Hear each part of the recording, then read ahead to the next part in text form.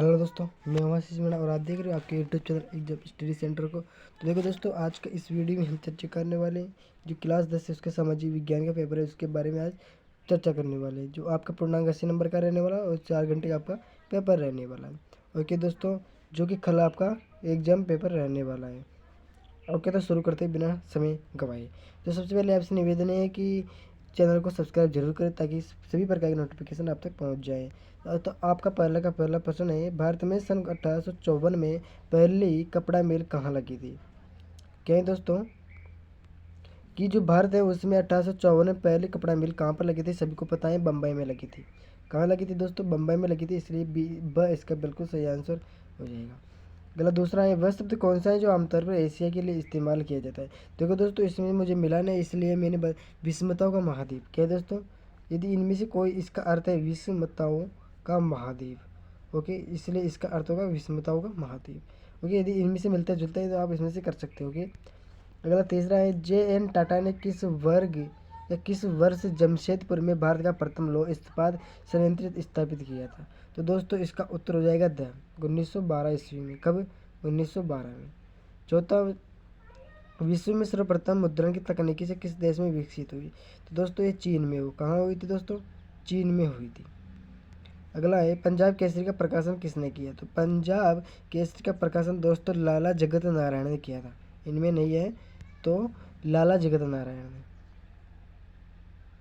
लाला जगत नारायण। और यदि आपकी किताब में यदि इनसे मिलता जुलता है तो आप उनमें से कर सकते हो, लेकिन प्रकाशन इन्होंने किया था। अगला है, बंजर भूमि के अंतर्गत जो नहीं आता है वह है? तो पहाड़ी चट्टानें बंजर भूमि का उदाहरण है, सूखी भूमि भी है, बस्तियां नहीं है, इसलिए इसका उत्तर हो जाएगा ब, यानी कि बस्तियां मरुस्थलीकरण भी है। अगला है दोस्तों, सरदार सरोवर बांध गुजरात में किस नदी पर स्थित है? तो मैंने कई बार आपको हुगली नदी बताया था। ओके, तो हुगली नदी नहीं होगा, उसमें नर्मदा नदी होगी दोस्तों। कहाँ पर स्थित है? नर्मदा नदी पर स्थित है। अगला है, पृथ्वी का कितना धरातल जल से ढका हुआ है? तो पृथ्वी का 3/4 भाग जो जल से ढका हुआ है, जो 71% है। कितना है दोस्तों? 71%। अगला है, श्रीलंका का स्वतंत्र राष्ट्र बना? तो स्वतंत्र यानी कि श्रीलंका था जो स्वतंत्र राष्ट्र कौन से सन में बना था? तो दोस्तों वो बना था 1948 में। कब बना था? 1948 में, बिल्कुल सही होगा। 10वां, बेल्जियम की आबादी का ऐसा कितने प्लेमिक्स इलाके में रहता है? क्या है? जो बेल्जियम उसकी आबादी कितना ऐसा जो प्लेमिक्स इलाके में रहता है? तो दोस्तों वो 59 ईस्वी है, सॉरी 59 ईस्वी है, यानी कि सब बिल्कुल सही आंसर हो जाएगा। अगला 11वां है, निम्न में से किस वर्ग राष्ट्रीय ग्रामीण रोजगार गारंटी अधिनियम लागू किया गया? यानी कि मनरेगा। ओके, जो मनरेगा है वो कब लागू किया गया? तो 2005 में, यानी कि 2005 में मनरेगा यानी कि ग्रामीण रोजगार गारंटी अधिनियम लागू किया गया। अगला है, अल्प बेरोजगारी प्रमुखतः कहाँ पाई जाती है? तो दोस्तों वो कृषि में पाई जाती है। कहाँ पाई जाती है? जो अल्प यानी कम बेरोजगारी यानी बहुत ज़्यादा कम मुख्यतः कहाँ पाई जाती है? तो वह ग्रामीण क्षेत्रों में कृषि में पाई जाती है। अगला है, सवेतन छुट्टी का प्रावधान किस क्षेत्र में होता है? दोस्तों वो संगठन क्षेत्र में होता है। कहाँ पर? संगठित क्षेत्रों में होता है। बिल्कुल सही है और सटीक आंसर हो जाएगा ब। ओके दोस्तों, अगला है, जमाकर्ता बैंक से क्या पाते हैं? जो जमा जैसे हम जमा करेंगे बैंक में तो हम उनसे क्या पाएंगे? उसमें अपने धन का ब्याज पाएंगे। क्या पाएंगे दोस्तों? अपने जो धन जमा करेंगे पूंजीवादी उससे उनका ब्याज पालेंगे। अगला है, मुद्रा का आधुनिकरण रूप है? तो कागजी भी है, चेक भी है, बैंकों में निक्षेप भी है, यानी कि सभी प्रकार से आजकल प्राप्त कर लेते हैं। अगला है दोस्तों, चेचक जैसे कीटाणु सैनिकों के सबसे बड़ी हथियार है? दोस्तों स्पेनिश है। क्या दोस्तों? स्पेनिश, बिल्कुल सही आंसर हो जाएगा। अगला है, भूमि एक महत्वपूर्ण संसाधन है? तो दोस्तों प्राकृतिक है, जो प्राकृतिक से प्राप्त हुई है हमें भूमि। ओके, ये एक महत्वपूर्ण उदाहरण है। अगला है, नर्मदा बचाओ आंदोलन एक संगठन यानी कि गैर सरकारी, जो आंदोलन नहीं होता वह गैर सरकारी आंदोलन था दोस्तों। बिल्कुल सही आंसर हो जाएगा। अगला है, प्राथमिक क्षेत्रों को क्षेत्र भी कहा जाता है कि कृषि क्षेत्र भी कहा जाता है। प्राथमिक क्षेत्रों को कृषि क्षेत्र भी किया जाता है, कहा जाता है। अगला है, बैंक पर देने वाले ब्याज पर ऋण ब्याज लेते हैं? तो निकासी, जब हम निकासी करते हैं उस पर ब्याज से ऋण प्राप्त करते ब्याज लेते हैं। ओके दोस्तों, अगला है, एक साथ अनेक देशों में व्यापार यानी कि देशों में व्यवसाय करने वाली कंपनियां क्या कहलाती हैं? तो वह बहुराष्ट्रीय कंपनियां कहलाती है। क्या कहलाती है दोस्तों? बहुराष्ट्रीय कंपनियां कहलाती है, जो पिछले PDB में आया था क्वेश्चन। अगला, इंग्लैंड का लंदन शहर किस नाम से जाना जाता है? तो दोस्तों टोक्यो नाम से जाना जाता है। कौन से नाम से? टोक्यो शहर के नाम से जाना जाता है। अगला है एदो। एदो शहर को वर्तमान में किस नाम से जाना जाता है? नहीं नहीं नहीं नहीं नहीं, थोड़ा गलत बता दिया है, सॉरी। पाँचों का उत्तर होगा टोक्यो। तो ओके, और जो चौथा था ना, चौथा, उसका नाम होगा लोंडिनियम। लोडिनियम बिल्कुल सही आंसर हो जाएगा। कपास की खेती के लिए उपयुक्त मानी जाने वाली मुद्रा है, तो दोस्तों वो है काली मृदा। कौन सी मृदा? काली मृदा या रेगुर मृदा, बिल्कुल सही आंसर, सटीक आंसर हो जाएगा दोनों का।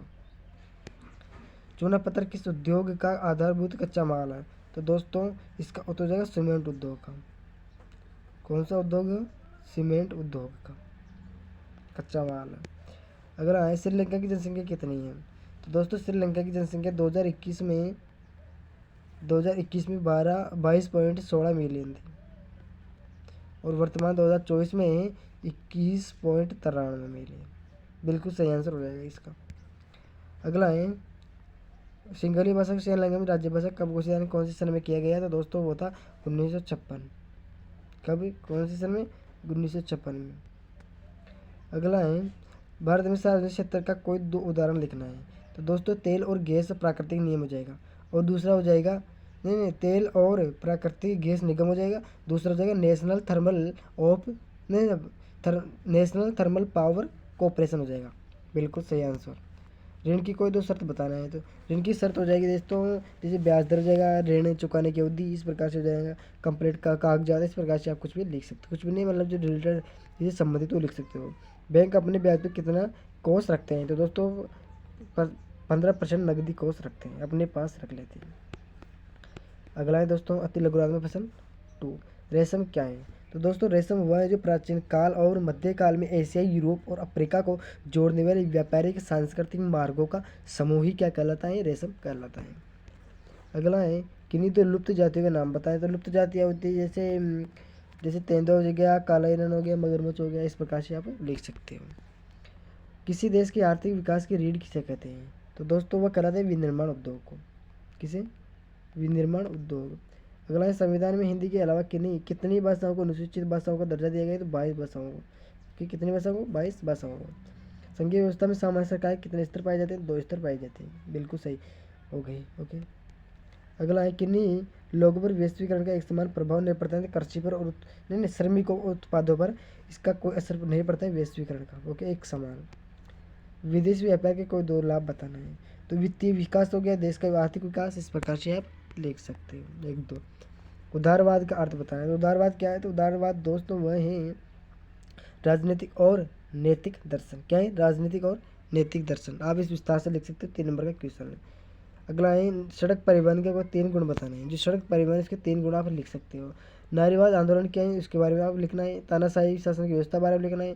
विकास की कोई 2 प्रमुख विशेषताएं बतानी है। बाजार में उपभोक्ता शोषण के बारे में आप बताना है। उपभोक्ता बाजार शोषण, इसकी बहुत इंपॉर्टेंट क्वेश्चन, इसको अच्छी तरह से याद करना है। निबंधात्मक प्रश्न है जो भारतीय अर्थव्यवस्था पर असहयोग आंदोलन का क्या प्रभाव पड़ा, बहुत इंपॉर्टेंट क्वेश्चन याद करना, 4 नंबर का क्वेश्चन है। ओके दोस्तों, अगला है भारत के मानचित्र में गेहूं उत्पादन को दर्शाना है। ओके, भारत के मानचित्र में चावल के उत्पादन को दर्शाना है।